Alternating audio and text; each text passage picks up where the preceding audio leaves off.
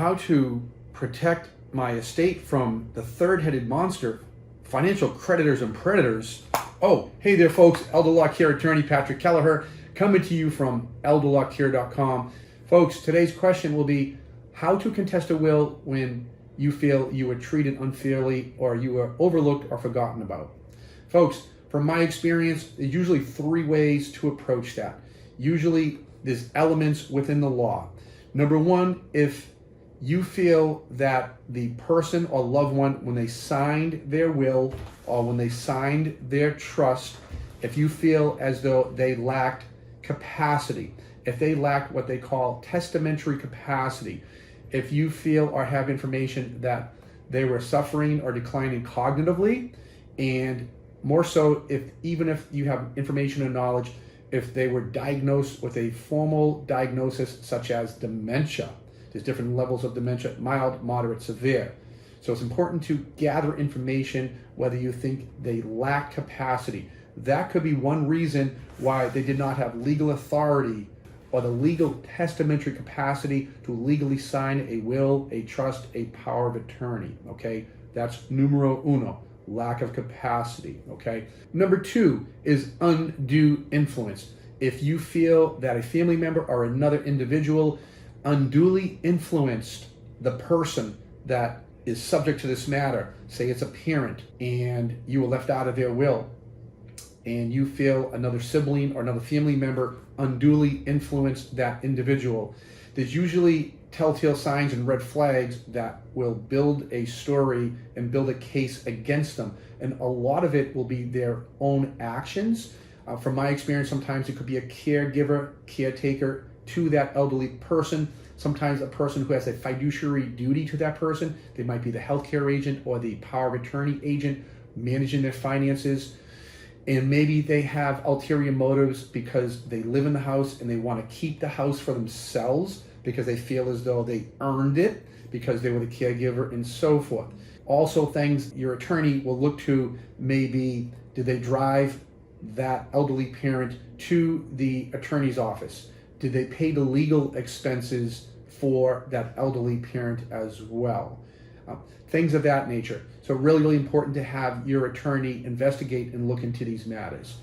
The third matter, folks, would be coercion. Coercion could be similar to undue influence, but coercion could be the subject matter person coercing the senior who might be vulnerable or may be incapacitated, coercing them to create a new will or create a new trust, coercing them to remove maybe you or somebody else out of the estate plan.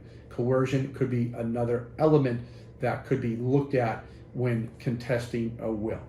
So let's look at the mechanics of this process. So a will is your admission ticket to probate court. So typically your attorney will likely advise you when the will is being probated or petitioned at the probate court, they have to give all interested parties, family members, legal notice. And the legal notice will have a deadline on it called a return date typically. So that will give you an opportunity. You might recognize this when you see those legal ads or legal publications in the local newspaper that so-and-so passed away. If any heirs at law or anyone is not happy or does not agree and wishes to object by a certain date, that date is really, really critically important because you have to file an affidavit of objection by that date. And folks, this is not a do-it-yourself project. You want to hire an experienced estate probate litigation attorney where this is not their first rodeo, that they're really experienced with this process and the mechanics and the steps in the probate court,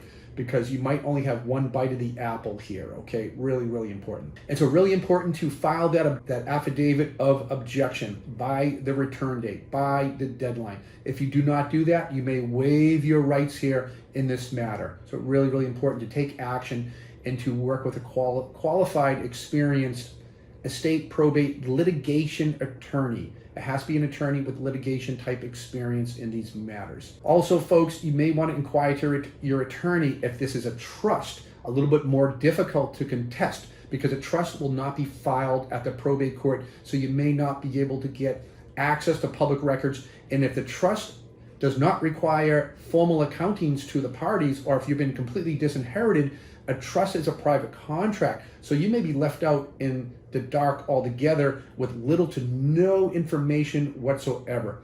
In that case, you want to inquire to your litigation attorney about filing a complaint either at the probate court or the superior court, and maybe even looking to file for an injunction, a legal injunction. And usually the grounds of a legal injunction, you have to state a case and show facts and show evidence that if the court does not allow your injunction to freeze all assets, that you could suffer irreparable and imminent financial harm.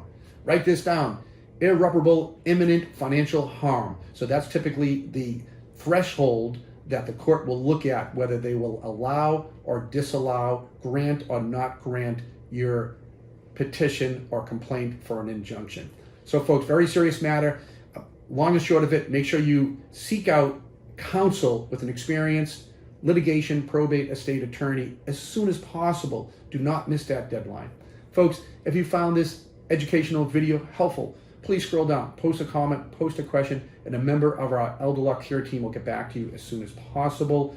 If you'd like to get more education, pick up a copy of my book on Amazon, How to Avoid the Four-Headed Monster of Estate Planning and Elder Law, or go to our website at elderlawcare.com. Check out some of the other educational videos there, and check out some of our other educational programs as well. Folks, see you next time at elderlawcare.com.